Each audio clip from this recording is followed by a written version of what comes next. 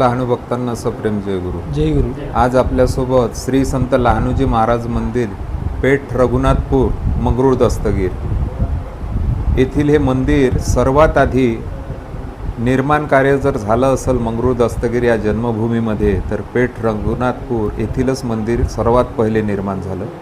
आणि त्यानंतर अलीकडे आता जन्मभूमीवर श्री संत शंकर महाराज यांनी सुद्धा मंदिर, अतिशय सुंदर असं मंदिर उभारण्यात आलेलं आहे त्यांच्या सहकार्यानं. तर इथे सध्या सप्ताह सुरू आहे. समर्थांचा 142वा जन्मोत्सव अतिशय आनंदात आणि उत्साहात या गावामध्ये इथे सुरू आहे. तर आपल्यासोबत या मंदिराचे काही पदाधिकारी आहेत. दादा जय गुरु. जय गुरु. तुम्ही जो हा 142वा जन्मोत्सव इथे सुरू आहे, या संदर्भात कार्यक्रमाची रूपरेषा सांगा थोडक्यात. या वर्षीला महाराजांचा 142वा जन्मोत्सव आम्ही मोठ्या उत्साहानं साजरा करत आहोत. कार्यक्रम मागल्या वर्षीपासून आम्ही महाराज समर्थांचा सप्ताहामध्ये दररोज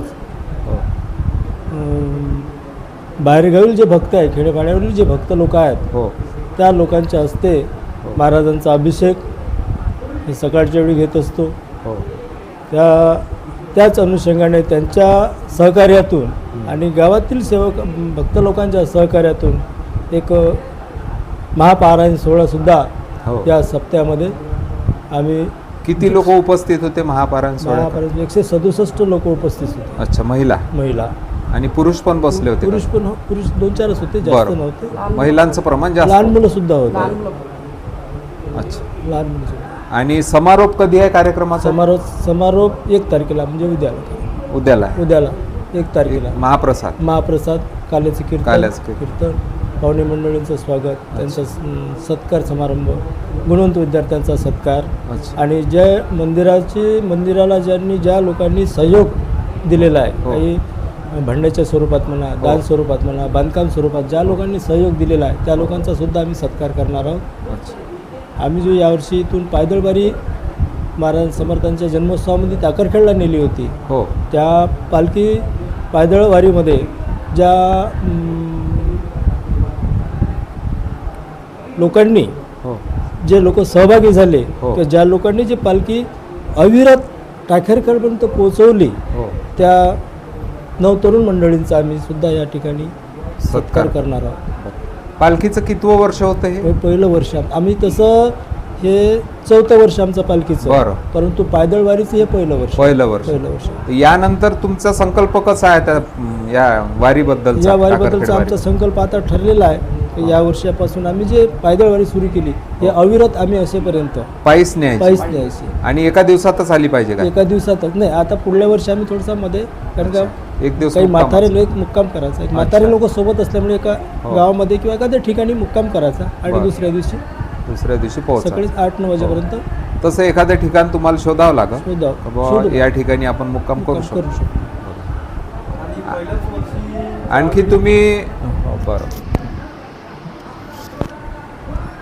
बोला. आणि यावर्षी वारीचं हे पहिलंच वर्ष होतं, तरी सुद्धा लोकांचा आम्हाला समजा भरपूर प्रतिसाद लाभला, चांगला लाभला. सर्व महाराजांच्या आशीर्वादाने आणि त्यांच्या कृपेमुळे शक्य झालं आहे. बरं, तुम्ही मला तुमचं नाव सांगा पहिले. माझं नाव दर्पण वडसकर.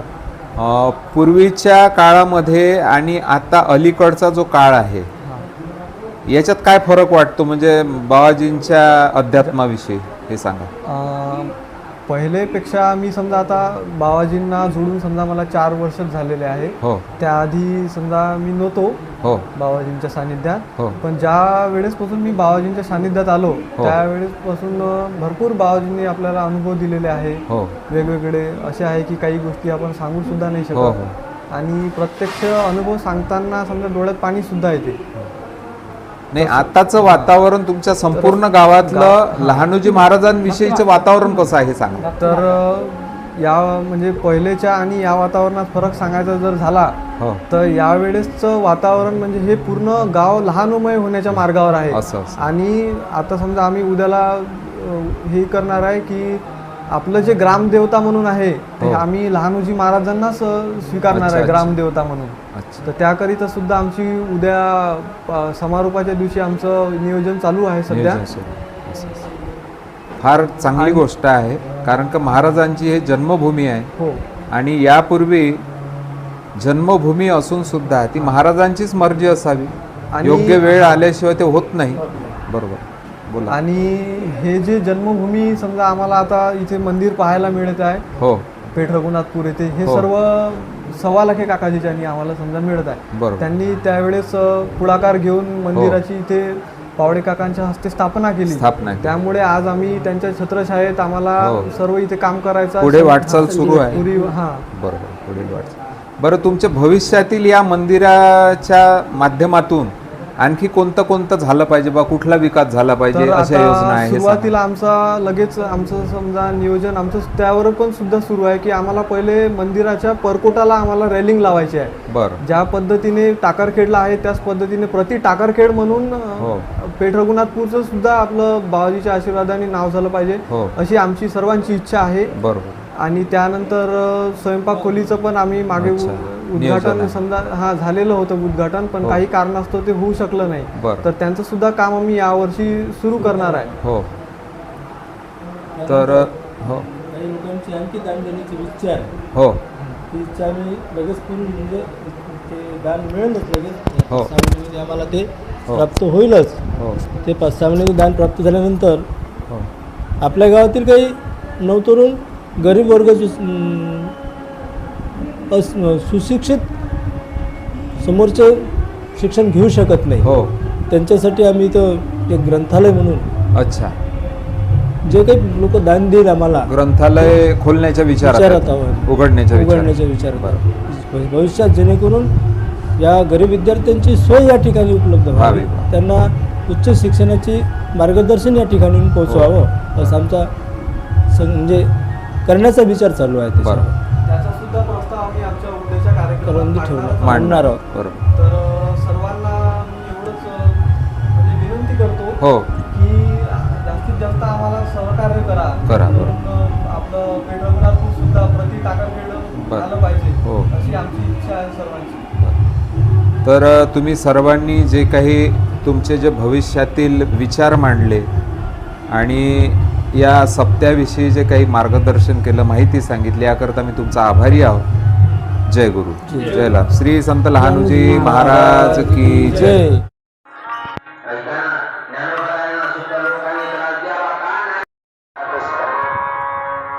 ज्ञानोबारायांच्या आई वडिलांचं नाव महाराज विठ्ठल पंत आणि रुक्मिणी माता. संन्यास घ्यायचं ठरवलं, पण दैवयोगाने महाराज त्यांच्या पोटी 4 मुलं जन्माला आली. 4 मुलं जन्माला आली असताना त्या 4 मुलांनी सगळं राहू लागलं. मीच करणार, आजपासून मीच तुझी आई आहे बरं का, आजपासून मीच तुझी आई, आजपासून मीच तुझा बाप बरं का, बाप बरं का. जो मोठा भाऊ असतो का नाही, मोठा भाऊ नाही बाप, बापा समान असतो बरं का. फक्त मोठ्या भावाने लहान भावाला फक्त माय बापाचं प्रेम पुरवावं हे शास्त्र शिकवते. मी नाही सांगत, शास्त्र सांगतात. तर माय बाप तेव्हापासून मुक्ताबाईचा सांभाळ महाराज निवृत्तीनाथाने करावा. 5 वर्षाची विमुक्ती मुक्ताबाई आहे, समज नाही आहे माय बाप. एक दिवसचा प्रसंग, मुक्ताबाई ज्ञानोबारायांकडे जावं आणि म्हणावं, 4थ्या घरी जावं, माझ्या ज्ञानोबारांना मधुपुरी कोणी वाढावी नाही. माय बाप पाहता संन्यासाची मुलं, तुम्हाला मुलीचा अधिकार नाही.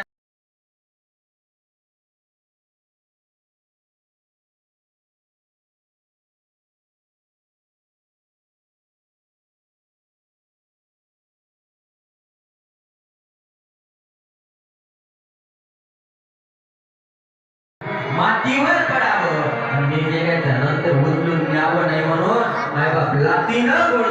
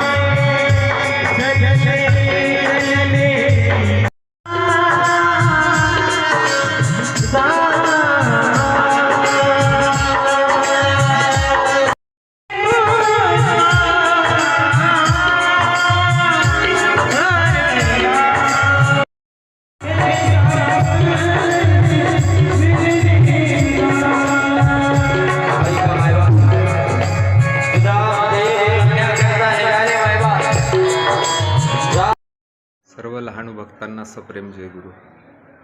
आज आपण आहोत समर्थ लहानूजी बाबांच्या जन्म ठिकाणी. अलीकडेच श्री संत शंकर महाराज यांनी महाराजांच्या जन्म ठिकाणी अतिशय सुंदर असं मंदिर निर्माण केलेलं आहे आणि महाराजांचा 142वा जयंती महोत्सव नुकताच इथे संपन्न झालेला आहे. ते हेच ठिकाण. बाबांची मध्यभागी मूर्ती आहे, त्यांच्या आईवडिलांची शेजारी मूर्ती आहे आणि शंकरगीर अवतारातील महाराजांची ही मूर्ती आहे. अतिशय सुंदर असं मंदिराचं बांधकाम या जन्म ठिकाणी झालेलं आहे. श्री संत लहानूजी महाराज की जय.